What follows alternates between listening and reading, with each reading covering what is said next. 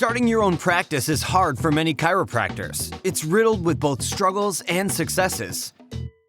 But here at the Chiropractic Philanthropist, we make it easy by having chiropreneurs and entrepreneurs share their struggles and lessons learned in life and business so that you don't have to make the same mistakes. And now here's your host, Dr. Ed Osborne.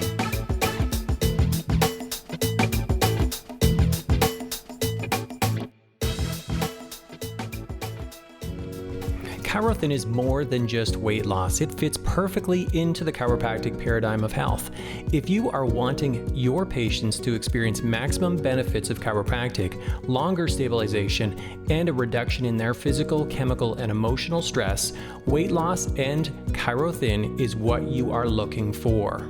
As an added benefit, it can add hundreds of thousands of dollars and a ton of chiropractic patients to your office. To get more information or to test ChiroThin in your office today, go to chirothin.com and click on the pricing tab. All right, Laptop Lifestyle listeners, a stellar guest today. A guest that I've had on a series of other podcasts that I've done, and he's always brought incredible value, and that is Alex Sharfen. Alex, how you doing today? I'm doing good, brother. Thanks for having me again. Man, I'm getting like a little butterflies today. I guess I just know this is going to be such a good episode. So, Alex, tell us who is Alex Sharfen? Let's start there. That's like the hardest question anyone can ask you. You know, I wish that people would just read my bio. So today I run the Sharfen Institute. I help entrepreneurs build companies around who they are, because I think that building a business is one of the most spiritual undertakings we can have in our lifetime. We have the opportunity to influence people in a way that very little other things will ever give us. And so my goal in life is to help entrepreneurs reach their full potential through growing organizations that they're proud of, through having teams that support them, and through building a clientele that raises them up. You know what? I'm going to go completely off script, and you don't know what my script is, by the way. But Alex, so I wouldn't have known. Alex, do you think everyone is suited to be, to be the boss? Do you think everyone is suited to be the solopreneur, the entrepreneur, or should some people just go get a job, get a job, get the paycheck? No, I think that today we've overpopularized the term entrepreneur, and there's a lot of people who don't really want to make the commitment. And so no, not everybody should, because here's what it takes. You have to want something so bad that you will be vulnerable at a level that most people are not willing to do in their lifetimes, or not willing to be in their lifetimes. And what most people don't understand about entrepreneurship is that if you reach a certain level of success, what we see in the public eye are entrepreneurs like Richard Branson and I'm thinking Richard Branson or Mark Zuckerberg or Bill Gates or Warren Buffett. And what we see is people who live a lavish lifestyle. They're successful. They look comfortable. But what I want everyone to know is that entrepreneurs who get to that level, day to day, live in a world where their lives tactically get easier, but they have to become more vulnerable and go through more exposure. And the level of vulnerability and exposure that it takes to be a successful entrepreneur is simply too high for most people. You're the second person who's mentioned, just in the first 10 or 11 episodes that I've done and recorded, talked about two things. And by the way, we're only talking to people who are 6, 7, 8, figure online entrepreneurs. These are people who are very successful, and they all. Well, and if we're talking to them, then they know not everyone should be an entrepreneur, because they tick you off. And well, here's the thing: is this is not the first time that I've heard the word spirituality in business. It's not the first time I've heard the word vulnerability when it comes to marketing right now. Okay. And here's something interesting too: is that someone touched on was access, because I always see Alex, like, you are incredibly accessible. Like, I see you all over social media, especially Facebook. But not only that, but you're very responsive when people or followers are liking or commenting or sharing your content. Do you find that that's part of your big success, is that you are so accessible? You know, it's funny. I've had a lot of people say, "Hey, you're really accessible," and my life has been built, or sorry, my life has been spent building movements. You know, so I've learned the process of putting together a movement, lighting the fire, and then helping that movement grow. And you know, in my early career, I was a Fortune 500 consultant, and I worked with a lot of big brands. But what I really helped them do is help them create movements. I started digital camera movements, flash memory movements, DVD movements, you know, all kinds of stuff.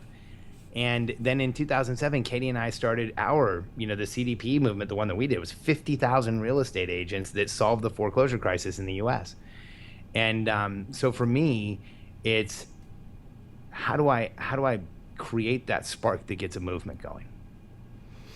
And I mean, this is really, again, this is what we're doing here today, isn't it? You know, just this is a fledgling movement, the laptop lifestyle movement. And we talked about this in our pre-chat before we started. Yeah.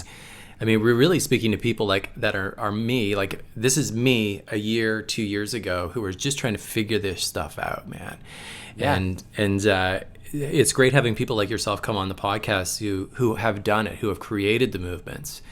Alex, I want to ask you. I was just going to make a point, Ed, just because I think you'll like this. You know, I often share with business owners, every business is a movement. Most of them suck. You know, because like if you go to the, and I know you have a long history in chiropractic. So, you know, if you go to an average chiropractor, you might get adjusted. But if you go to a chiropractor who's building a movement, you get educated. You get adjusted. They tell you what you're doing. They tell you why you're doing it. Heck, you know what, Ed? You know it's weird? You go to a good enough chiropractor, you'll start telling somebody else about it. Am I right? Mm-hmm. That's a movement. Yeah. Yeah. It's all about a movement, and especially like as you know, as someone who's practicing in their, and this is relevant to someone who's in the brick and mortar. I mean, it's a movement that's local to your community. When it comes to online business, this is a movement that has really there's no confinements to this. I mean, well, here's what's interesting. So if you look throughout history, and this is not stuff that I normally do on a podcast, so I'm super excited to be doing this. Cool. Nobody has asked me about like how do you build movements, because as you know, Ed, I'm an obsessive reader, and when you start with the question as a kid, how do you make business grow? And you keep studying business and studying business, what happens is you collide with movements. And then I started studying movements. And if you go back to the beginning of time, you know, one of the first movements was freedom of thought. Like, I want freedom to be able to think what I want without being in trouble. Then it was freedom of speech. And I'm talking tens of thousands of years ago. And you look at all of those movements through time, what happens is any movement that leans towards equality and freedom, like democratization, moves forward. And when you can launch a movement like democratization and freedom, the laptop lifestyle, anyone can do it. You can change your life. This is a movement. Yeah. Yeah. And I mean, every time I've been successful in starting any new business, it's always started from contribution first, and, you know, giving back and equality. So these words that you're using, and freedom, liberation. That's why you're freedom. buying Porsches, Ed. Man, that was just fluke. I don't know how that happened. That's contribution. You know, I mean, if anyone who's listening, if you start your business thinking, how do I market this business? That's a great question. If you start your business and you say, how do I create a movement behind what I do? And so when you create a movement, you start thinking like, if my tribe is the laptop lifestyle, people who live this lifestyle, they're becoming entrepreneurs. They might be in a cubicle part of the time. They might still be practicing or in an office or something like that. And they've got big businesses and they're growing. And we want to start building them out. Like, what does that movement look like? So, you know, for me, there's 4 parts to building a movement, Ed. And anyone who's building one, I'll share mine with you. So my movement is for entrepreneurs who want to reach their full potential. And when I define and unify entrepreneurs who reach their full potential, here's what I say to them, and you've heard this stuff. People don't understand you. They want you to sit still. They want you to stop. They tell you you're restless, that you're trying too hard, you're pushing too hard. And what I say is, hey, they're all wrong. We're momentum-based beings. The second step of a movement, so that's define and unify. Then you provide a plan.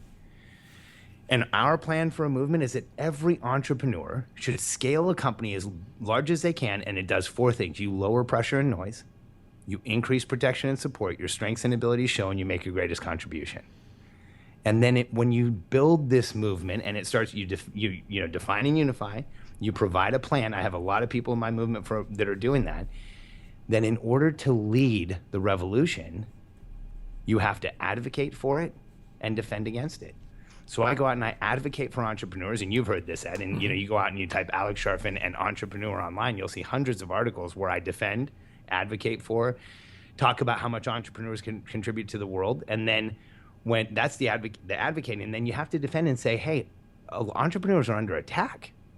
We're getting overtaxed. We're getting overregulated. It's hard to be a business owner. And so I have this passion for stepping up and being the person who is going to lead that movement. I know you do too, Ed. Yeah. I mean, and some people would say, and I like how you're talking about how entrepreneurs are, sometimes we think we're like a little bit, there's something wrong with us, but there really isn't. Like I literally had someone say to me, what's wrong with you? Why would you start another podcast? Like, why would you do that? And I'm like, look, I'm in a constant state of momentum and creation. It's part of who I am and produce. So everyone who's listening here to this and feeling the same way, you're not alone. This is a process. And there's not only are you not alone, there's nothing wrong with you. Yeah. Because everyone who's listening, that anyone who said, sit down, stop, you're doing it too fast, you need to explain it better. I want you guys all to know what people are saying is you don't feel right. And I got news for you. You don't. We don't understand the world of feelings. I mean, happy, sad, frustrated, pissed off, ticked off, confused, just angry, just plain not going to talk to you. We don't understand those things. If you're listening to this podcast, I know that if you're connected with Ed, like I am, that you're a momentum-based being. And what matters to us is forward progress, being in momentum, feeling the high of contribution, and not much else. Yeah, it's the best group to be in. I'll tell you that. It's an awesome community. And Alex, what is your superpower? What would you say is like, look, this is my superior perception. I can teach this like no one else on this planet.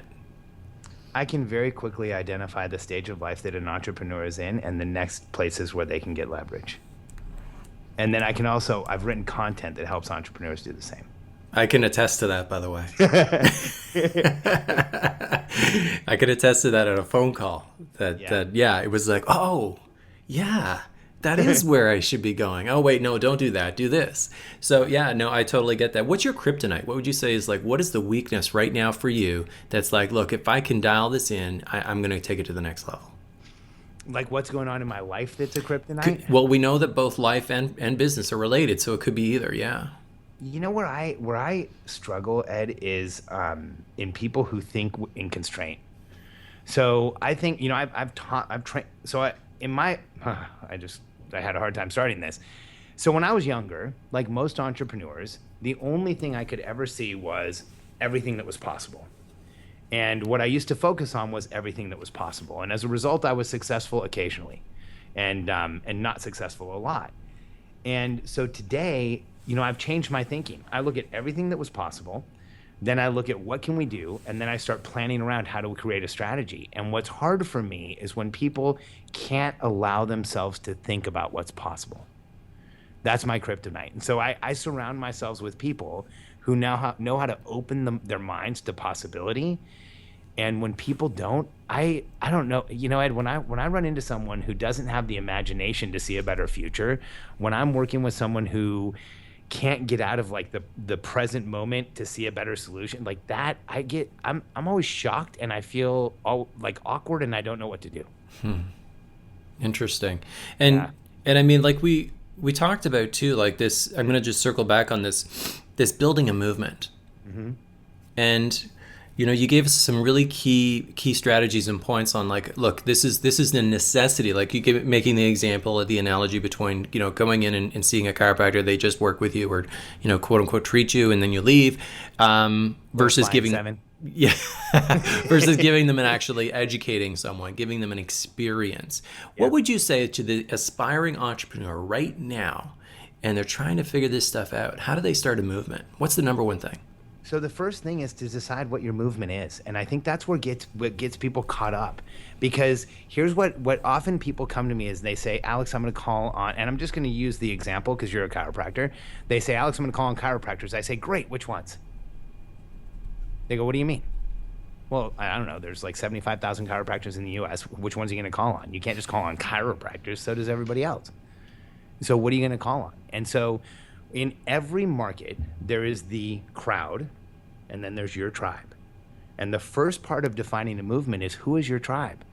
Because for me, every entrepreneur in the world is not my tribe. The entrepreneur who doesn't want to scale and grow, that's not my tribe. The entrepreneur who is looking for stability and wants to, have a 2 or 3% return on their life, that's not my tribe.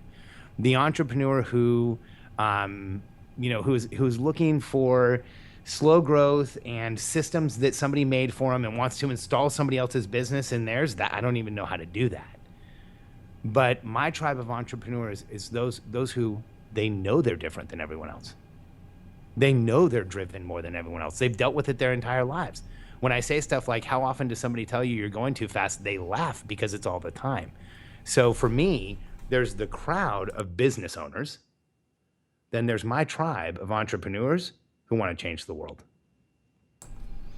And so this is really just icing on the cake, by the way, because part of the conversation, I love this discussion of building a tribe and a movement, because it's actually, I think it's the number one step in building any online business. Totally. And you know what, Ed? I'll take it even further. It's the first step. If you're going to build a product, if you're going to build a company, if you're going to build a service, stop first and say, is this like the same shit everyone else is selling, or can I make this a movement? Mm-hmm. In South Florida, when Katie and I first met, we started working, we started doing real estate. And even in 2003, when people were going bankrupt and being foreclosed on, in 2003, in the hottest market in the country, 10 to 20% quarterly appreciation. It's crazy, right? $100,000 house is worth $10,000 today, or sorry, $100,000 today, $10,000 more in 90 days. People were going into foreclosure. So Katie and I started a movement around saving people from foreclosure in South Florida. It was this little investment firm. Ed, we did over 1,500 deals in real estate. Most people who, and in just a few years, it was not because we advertised better. We were talking about it the other night. We sent out marketing that said, hey, we help people in this situation. Here's all the people that we've already helped. Look at this movement we're starting. Yeah, yeah. And I mean, I bet as well that people were actually coming to you then too. Once you start the movement, people were coming to you. We used to get referrals. And yeah, but they're also probably telling you what they need help with. Can you say that again, Ed? I lost you for a second. Oh, they're likely asking you, hey, Alex, here's what we need help with. So they're actually telling you what your next product will be. Yeah, and here's the other thing. If you find yourself in a situation where you've got a product or a service, you're starting a business and you can't see the movement, you can't see that big market and then your tribe, stop. Don't do it. It won't succeed. Any business and on the crowd is doomed. Alex, again, that's really just the icing on the cake of this podcast that we're doing today. Because in the pre-chat, I'm like, look, I did this video today, short 2-3 minute video I put out on social media. And I talked about showing up at an 11 out of 10 for your clients, for your family, for your business. And I kind of want to go there, is because this is a big discussion that you and I had previously, even when I was down there in Texas, is that, I mean, if you physically and emotionally aren't at that a level of an 11 out of 10, that it's really going to affect your business. Could you speak to that?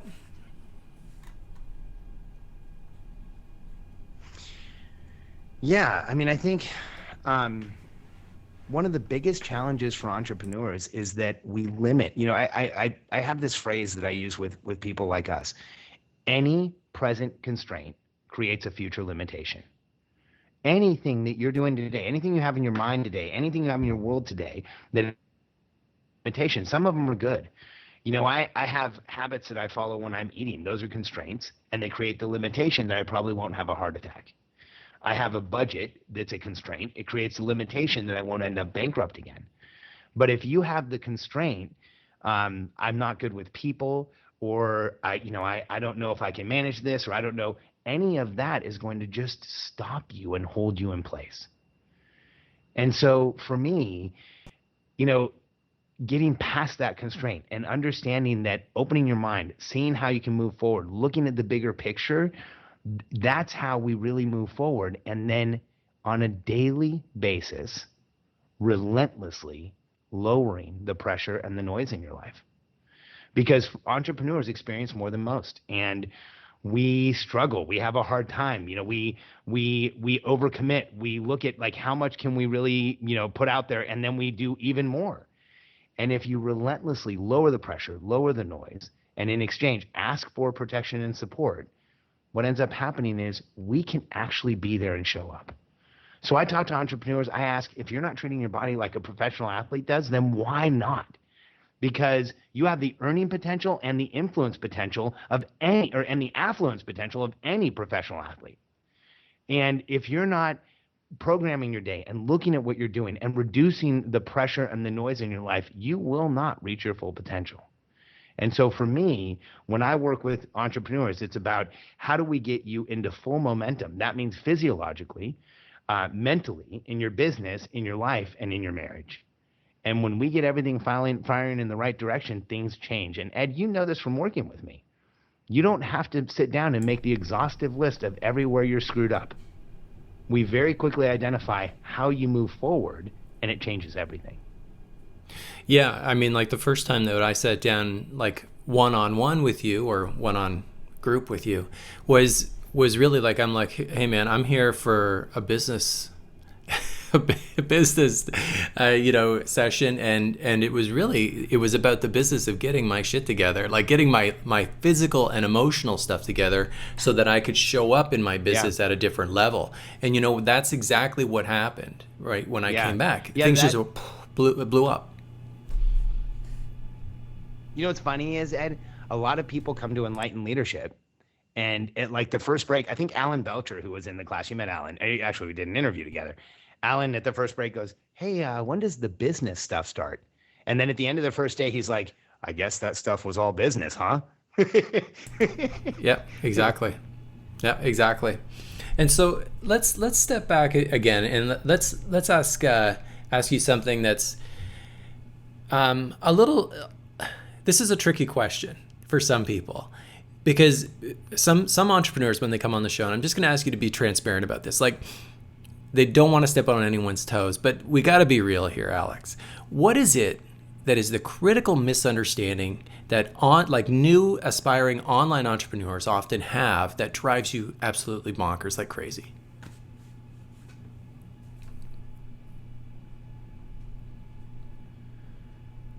What's the critical? Oh yeah, here's the biggest issue that new entrepreneurs, 100% of new entrepreneurs have the same problem. They think they have to do it all themselves.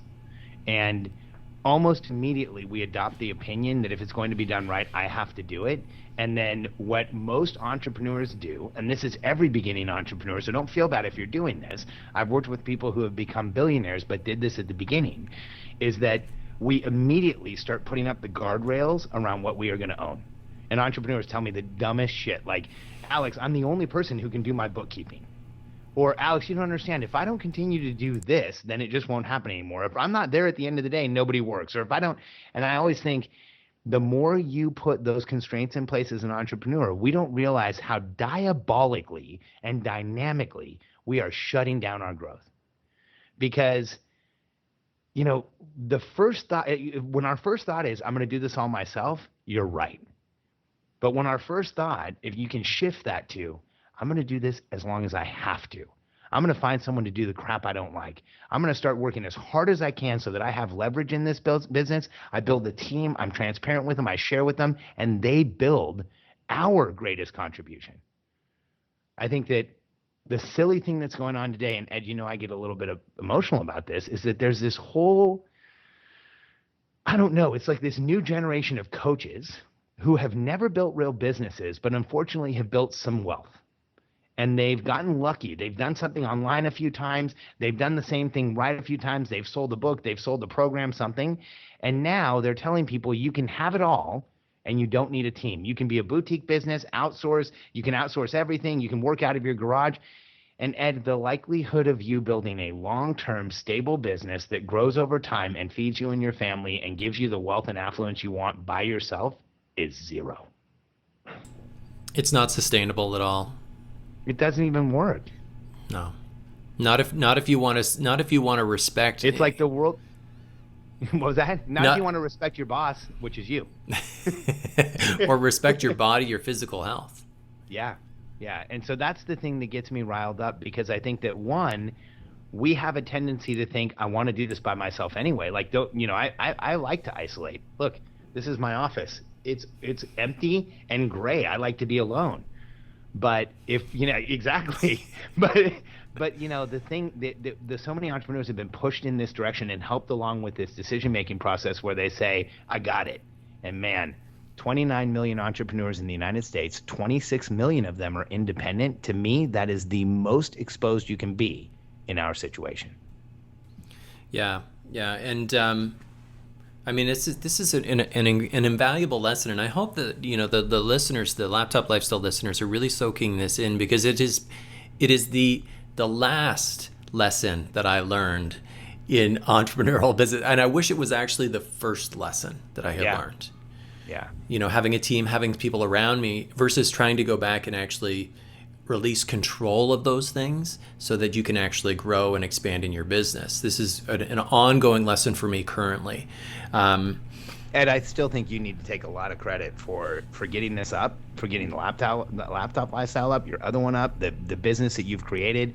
Like, I get it that it's the last, and I wouldn't say it's the last lesson you learned. I would say it's the most recent. Well, I'm gonna ask you this question. I want to see how you answer this, Alex. This is kind of again another loaded question, but I like to call this "Who Makes It Rain."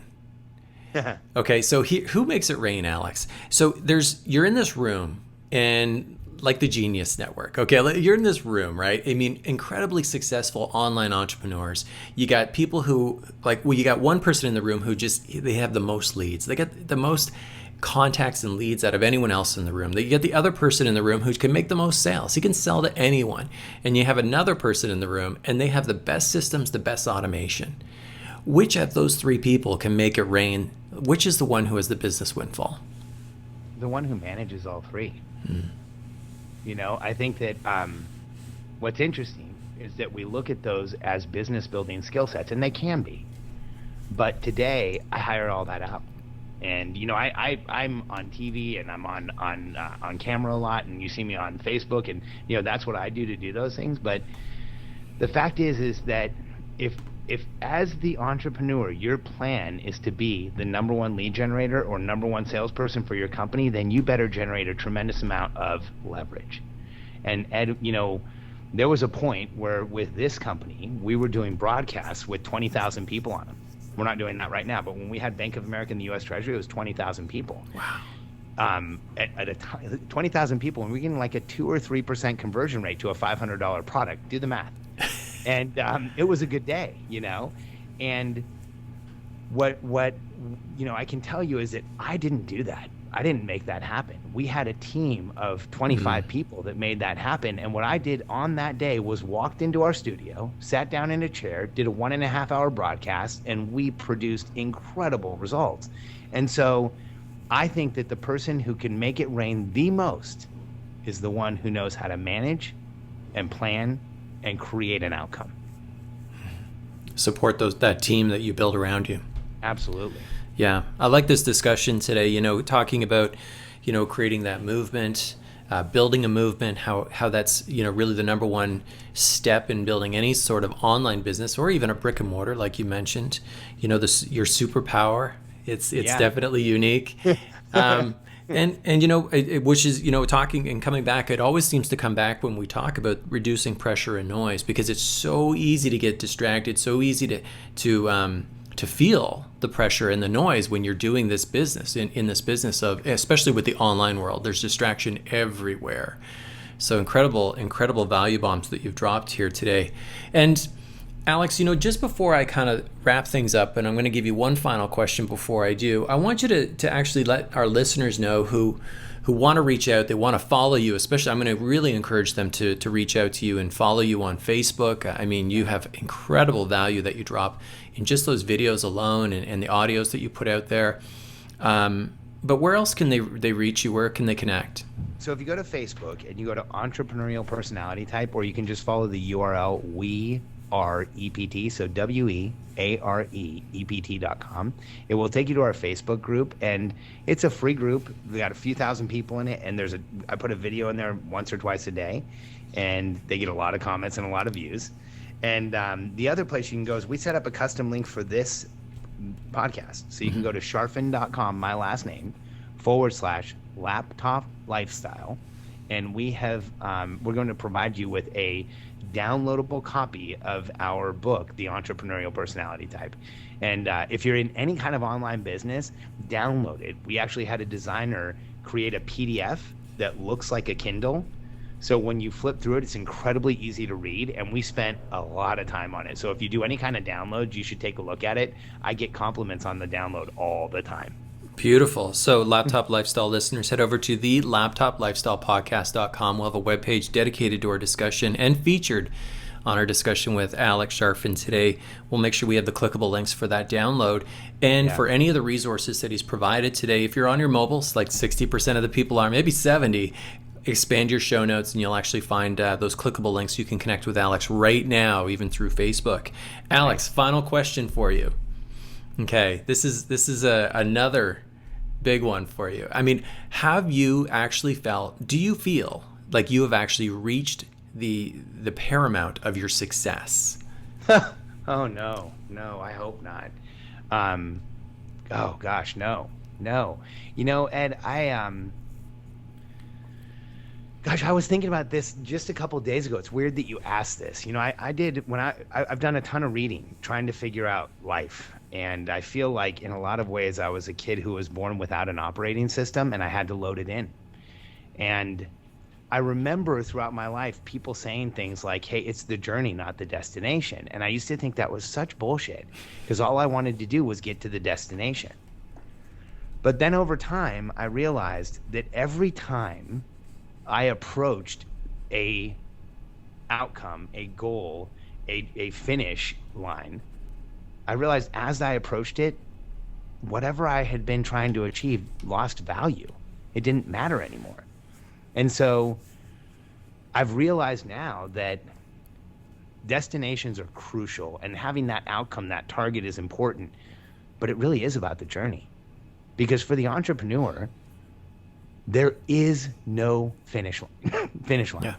In fact, as we approach the finish line, in our minds, we move it out forward, because we're constantly continuing to go. And so for me, I don't know that I'll ever make it.